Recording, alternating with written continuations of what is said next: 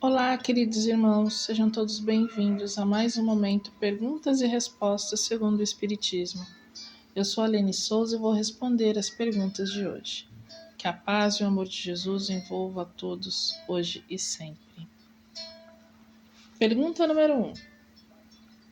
Como podemos ajudar os entes que partiram antes de nós? Meus irmãos, orando, fazendo prece por eles, desejando bem a eles, sem lamentações. Ter saudade, supernatural, mas não devemos ficar nos lamentando, porque isso atrapalha eles, porque eles recebem essa vibração. Até porque nós nos ligamos a eles pelo pensamento. Então, envolvendo eles com vibrações de carinho, quando lembrar dos momentos bons, felizes que passaram juntos, nunca dos momentos infelizes. Tudo isso ajuda muito os espíritos que partiram antes de nós. Pergunta número 2. Os espíritas não visitam o cemitério? Se sentir vontade, sim, não tem problema nenhum. Mas o espírita, ele homenageia o seu ente querido, seu familiar que já fez a passagem, pelo pensamento. Né? Não precisa assim de um dia específico, como foi ontem, dia de finados.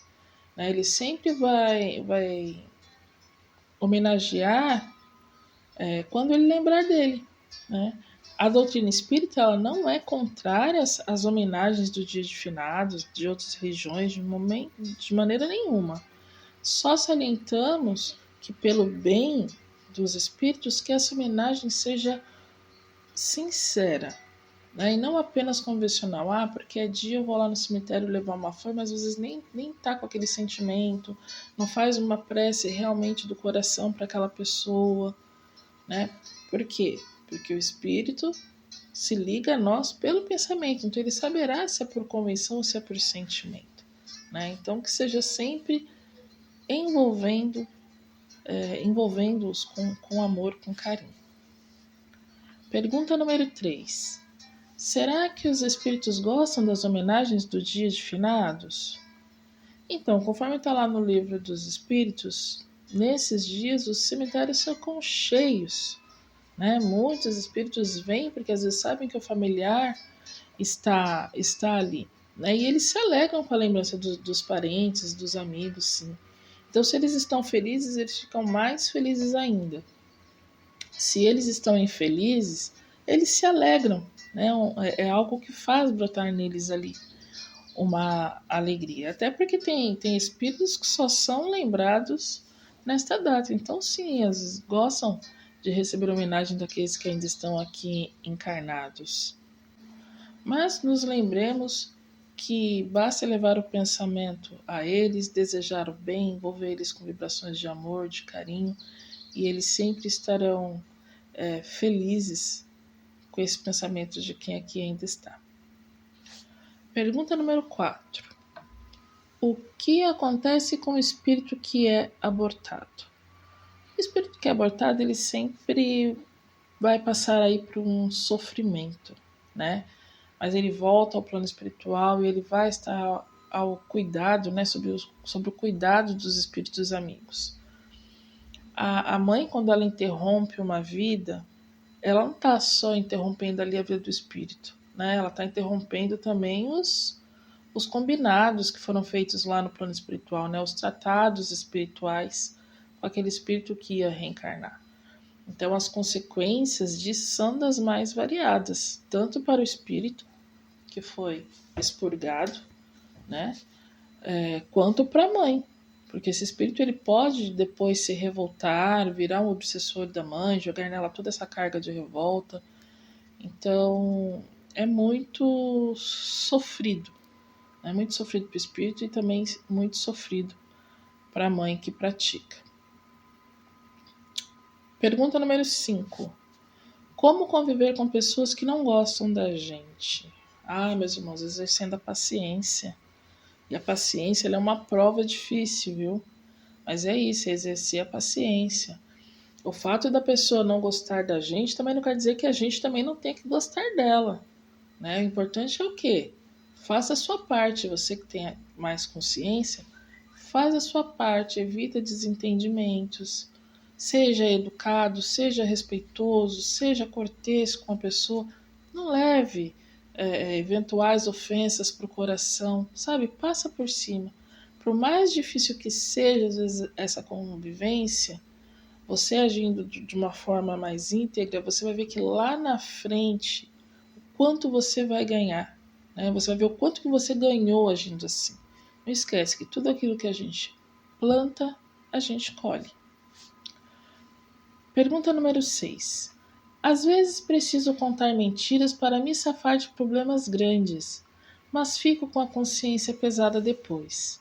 Quero saber se é perdoável contar mentiras importantes. Não existem mentiras importantes. Mentira sempre será mentira. E é algo que precisa ser eliminado da vida da gente, porque é uma falha de caráter, né? E às vezes até um vício. Então é algo que precisa realmente ser extinguido do nosso ser, da nossa consciência, do nosso jeito de viver. Mesmo que você tenha boa intenção, usa sempre da sinceridade, da fidelidade. Às vezes pode doer um pouquinho, mas é ali você assume um erro, às vezes passa pela dor que você mesmo provocou em você, mas é melhor do que mentir. Porque quando uma mentira é descoberta, a pessoa perde o crédito, gente. Para se voltar a confiar numa pessoa que mente, é complicado, é difícil. Né? Às vezes demora muito, ou às vezes nem mesmo acontece. Então o melhor é evitar. Não existe mentira boa, não existe mentira importante. Mentira é sempre mentira e é algo ruim, é falha de caráter, é amoral. Pergunta número 7. Quando se desfazer dos objetos, roupas de alguém que faleceu? Quando você sentir vontade para fazer. Tem pessoas que estipulam datas e coisa e tal, mas não tem nada a ver. Faça quando o seu coração decidir. É isso. Pergunta número 8. As pessoas que partem dormindo sentem dor ou sofrem? Muitas pessoas dizem, né? Eu quero morrer dormindo. Porque para sabedoria popular, o morrer dormindo é a melhor morte, né? Mas o sentir dor ou sofrer vai do que o espírito tinha a passar, do que o espírito estava, da pessoa encarnada ainda estava passando. Né? Pode ser que ele sinta um certo sofrimento no processo de desligamento, e às vezes estava ali dormindo. Existem relatos de espíritos que, diante da morte súbita, aquela que vem de repente, às vezes está dormindo ou não, às vezes passam por outro lado e eles nem se dão conta do que aconteceu, né? E outras vezes tomam conta do que aconteceu porque se veem, às vezes, rodeados de amigos espirituais e tal. Às vezes o desligamento também feito de forma súbita para alguns é uma forma dolorosa. Então é difícil afirmar, porque cada um tem um merecimento, cada um está numa situação. Não é algo que a gente pode afirmar que sim ou afirmar que não. Vai de cada espírito no seu desenlace passa por uma situação e tem aí um sentimento quanto a isso. Pergunta número 9. Nosso anjo da guarda nos recebe quando morremos? Com certeza, ele está conosco o tempo todo, né, durante a nossa encarnação. Então, mesmo que às vezes a pessoa, quando desencarna, está presa ali às vezes a sentimentos inferiores, está muito ligada aqui às coisas materiais, às vezes vai estar numa vibração diferente da dele e não vai conseguir enxergá-lo, isso não quer dizer que ele não esteja lá. Às vezes o desencarnante não está em condições de vê-lo, mas com certeza ele está ali emanando boas vibrações, fluidos salutares sobre o seu amigo que chega ao plano espiritual. Pergunta número 10. Como receber uma psicografia? Olha, existem alguns centros, aí tem que pesquisar, onde a pessoa ela vai lá, faz um pedido, preenche uma ficha, às vezes leva até certidão de óbito e aguarda. né? Mas sabemos que para acontecer a comunicação,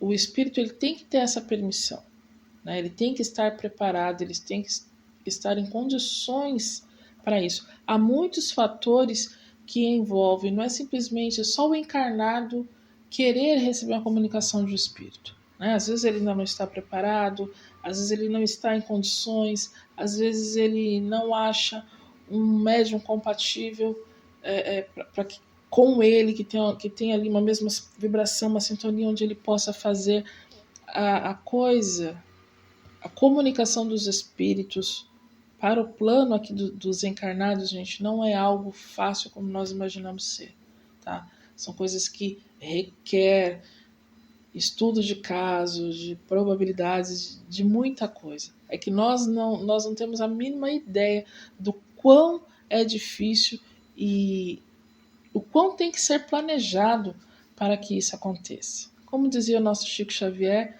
o telefone toca de lá para cá, né? Então é quando eles decidem, quando eles podem, quando eles querem que a comunicação acontece.